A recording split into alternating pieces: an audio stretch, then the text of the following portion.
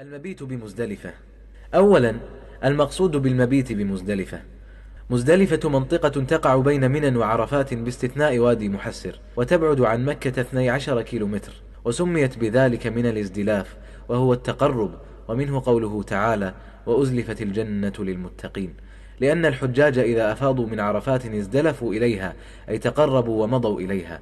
وقيل سميت بذلك لأن الناس يجتمعون بها، والاجتماع الازدلاف، ومنه قول الله تعالى: وأزلفنا ثم الآخرين. ويقصد بالمبيت بمزدلفة البقاء في حدود مزدلفة بعد غروب شمس يوم عرفة إلى قبيل طلوع الشمس من يوم النحر. ثانيا، أسماء مزدلفة. من أسماء مزدلفة ما يلي: أولا، المشعر الحرام، لقول الله عز وجل: فإذا أفضتم من عرفات فاذكروا الله عند المشعر الحرام. ثانيا، جمع، لقول النبي صلى الله عليه وسلم: ووقفتها هنا، وجمع كلها موقف. وقد سماها النبي صلى الله عليه وسلم لأنه يجمع فيها بين صلاتي المغرب والعشاء.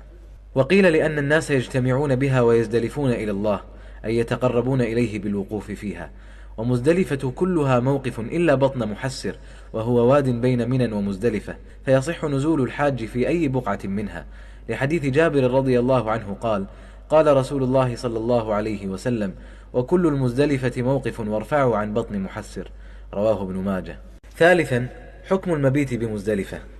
النزول بمزدلفة والوقوف بها واجب من واجبات الحج، يجبر تركه بدم إلا لعذر، لقول الله عز وجل: فإذا أفضتم من عرفات فاذكروا الله عند المشعر الحرام. والأصل في الأمر أنه للوجوب إلا لصارف يصرفه عنه. وعن عروة بن مضرس رضي الله عنه قال: أتيت رسول الله صلى الله عليه وسلم بالمزدلفة حين خرج إلى الصلاة، فقلت: يا رسول الله، إني جئت من جبلي طيء، أكللت راحلتي وأتعبت نفسي، والله ما تركت من جبل إلا وقفت عليه، فهل لي من حج؟ فقال رسول الله صلى الله عليه وسلم: من شهد صلاتنا هذه ووقف معنا حتى ندفع، وقد وقف بعرفة قبل ذلك ليلا أو نهارا، فقد أتم حجه وقضى تفثه. رواه الترمذي. فقوله صلى الله عليه وسلم: ووقف معنا حتى ندفع، فقد أتم حجه وقضى تفثه، يدل على أن من لم يفعل ذلك لم يتم حجه، فلزم من ذلك وجوب الوقوف بمزدلفة. وكذا المبيت بها إلى ما بعد منتصف الليل واجب، لحديث سالم بن عبد الله بن عمر أن عبد الله بن عمر كان يقدم ضعفة أهله فيقفون عند المشعر الحرام بالمزدلفة بالليل، فيذكرون الله ما بدا لهم، ثم يدفعون قبل أن يقف الإمام وقبل أن يدفع، فمنهم من يقدم منى لصلاة الفجر، ومنهم من يقدم بعد ذلك، فإذا قدموا رموا الجمرة. وكان ابن عمر يقول: أرخص في أولئك رسول الله صلى الله عليه وسلم. رواه البخاري ومسلم. فقوله أرخص في أولئك رسول الله صلى الله عليه وسلم يدل على بقاء الوجوب في حق غيرهم، إذ الرخصة لا تكون إلا في مقابل العزيمة والوجوب. والسنة والأكمل المبيت بها حتى طلوع الفجر، ثم صلاة الفجر بها، لحديث جابر رضي الله عنه في حجة النبي صلى الله عليه وسلم قال: حتى أتى المزدلفة فصلى بها المغرب والعشاء بأذان واحد وإقامتين، ولم يسبح بينهما شيئا، ثم اضطجع رسول الله صلى الله عليه وسلم حتى طلع الفجر.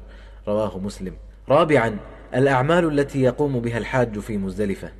يستحب للحاج في مزدلفة أن يأتي بالأعمال التالية: أولا، صلاة المغرب والعشاء جمع تأخير بأذان واحد وإقامتين، لحديث جابر رضي الله عنه السابق قال: حتى أتى المزدلفة فصلى بها المغرب والعشاء بأذان واحد وإقامتين. ثانيا، صلاة الفجر في أول وقتها، لحديث جابر رضي الله عنه: وصلى الفجر حين تبين له الصبح بأذان وإقامة. رواه مسلم. ثالثا، إتيان جبل قزح، والوقوف عنده مستقبلا القبلة، والدعاء والتحميد والتهليل والتكبير، لحديث جابر رضي الله عنه قال: حتى أتى المشعر الحرام فاستقبل القبلة فدعاه وكبره وهلله ووحده، فلم يزل واقفا حتى أسفر جدا. رابعا، الدفع من مزدلفة إلى منى قبل طلوع الشمس، لحديث عمرو بن ميمون قال: شهدت عمر رضي الله عنه صلى بجمع الصبح، ثم وقف فقال: إن المشركين كانوا لا يفيضون حتى تطلع الشمس، ويقولون أشرق ثبير، وإن رسول الله صلى الله عليه وسلم خالفهم ثم أفاض قبل أن تطلع الشمس. رواه البخاري. لكن للنساء والضعفة الدفع إلى منى قبل ذلك، لحديث سالم بن عبد الله بن عمر السابق أن عبد الله بن عمر كان يقدم ضعفة أهله، فيقفون عند المشعر الحرام بالمزدلفة بالليل، فيذكرون الله ما بدا لهم، ثم يدفعون قبل أن يقف الإمام وقبل أن يدفع، فمنهم من يقدم منا لصلاة الفجر، ومنهم من يقدم بعد ذلك، فإذا قدموا رموا الجمرة. وكان ابن عمر يقول: أرخص في أولئك رسول الله صلى الله عليه وسلم. خامسا، التقاط حصيات رمي الجمار من المزدلفة، لحديث ابن عباس رضي الله عنهما قال: قال رسول الله صلى الله عليه وسلم غداة العقبة وهو على ناقته: ألقط لي حصا، فلقدت له 7 حصيات، رواه ابن ماجه.